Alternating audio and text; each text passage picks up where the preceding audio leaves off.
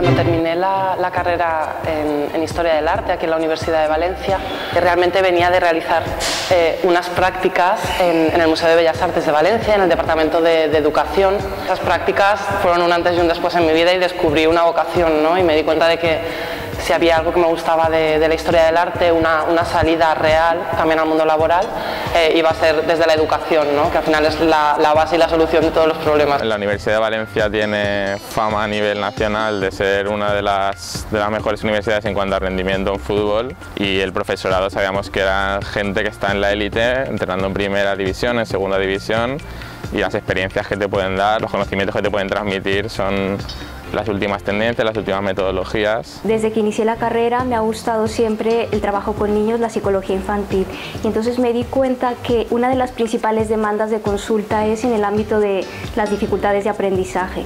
Vi el programa de la Universidad de Valencia en el ADEIP y al ver el programa vi que estaba como que me cubría todas las necesidades que yo tenía en ese momento. Me di cuenta que necesitaba más especialización y me empecé a informar de los másteres que impartía la Universidad de Valencia, y este es el que más especialización ofrecía dentro de la rama de empresariales y rama de empresa, con el valor añadido de SAP, que es un perfil que está últimamente muy demandado.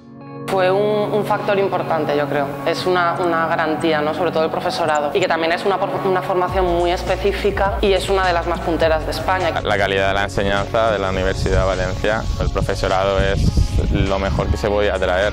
Hoy en día especializarte es necesario porque hay mucha competencia en todos los campos, entonces el punto ese de especialización es lo que buscan las empresas.